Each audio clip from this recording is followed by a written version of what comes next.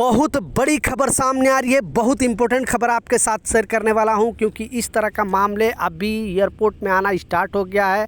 और जो भारत सरकार ने एक जो कानून बनाया था, भारत सरकार ने एक नियम बनाया था, उसके तहत गिरफ्तारी भी शुरू हो चुकी है। और लाखों भारतीयों को जो वापस आने का जो अपडेट आई है, जो खबर आई है, वो भी इसी वीडियो में बताने वाला हूँ।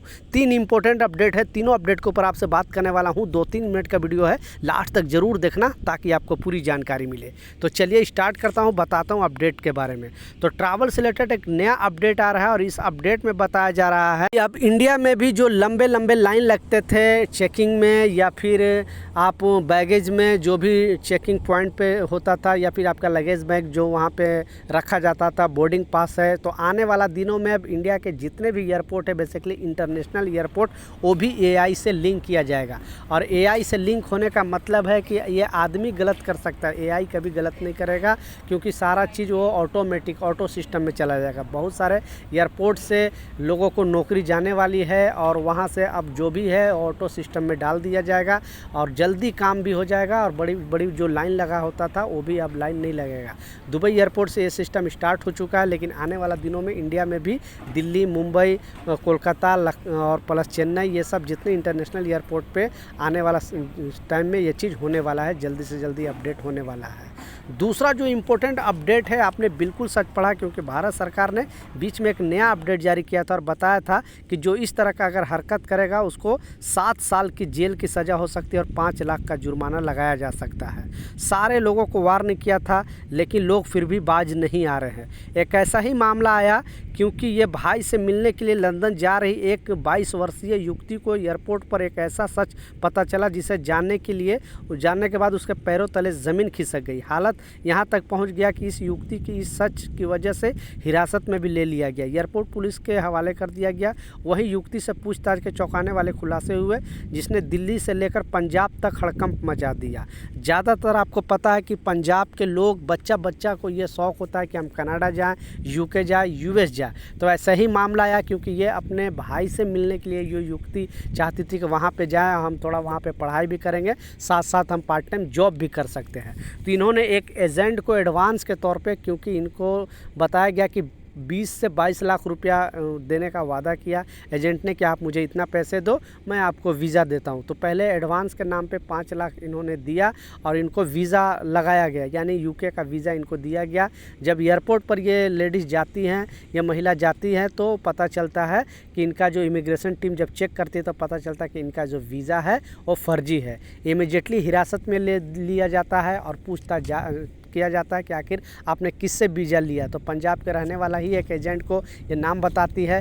फिर airport police, Delhi airport police Punjab police से संपर्क करती है और फिर उस एजेंट को हिरासत में ले लेती है।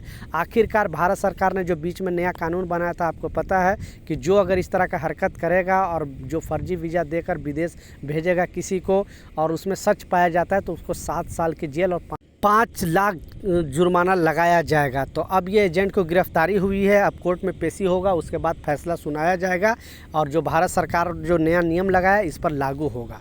लास्ट जो सबसे इम्पोर्टेंट अपडेट है, क्योंकि जब से आपने 2 दिन पहले भी न्यूज़ में सुना था, मैं भी ये न्यूज़ आपको बताया था कि लाखों जो भारतीय हैं उनको यहाँ इंडिया वापस आना पड़ेगा।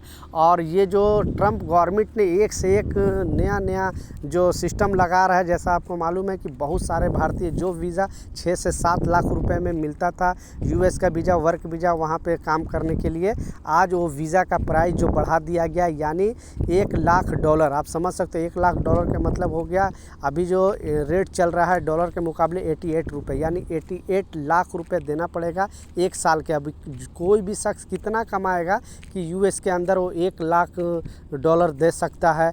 तो अब इनडायरेक्ट कहने का मतलब है, ट्रंप गवर्नमेंट का कहना है कि जितने भी भारतीय वहाँ पे जॉब कर रहे हैं, उनको आईटी सेल में जो भी जॉब कर रहे हैं, वहाँ पे सॉफ्टवेयर इंजीनियर है या बड़े बड़े जो भी पोस्ट करने पे जॉब कर रहे हैं, उनको यहाँ से भगाने का जो प्लान है। और लाखों भारतीय वहाँ टेंशन में है, क्योंकि अगले साल उनको 1 साल का जो फीस भरे हो तो ओके, लेकिन अब नेक्स्ट टाइम जब वो वीज़ा रिन्यूअल कराएंगे तो उनको इतना पैसे कहाँ से आएगा। अब उनको वापस इंडिया आना पड़ेगा। तो लाखों भारतीय अब इंडिया आने वाले हैं और बड़े बड़े पोस्ट पोस्ट वाले लोग यहाँ आएंगे।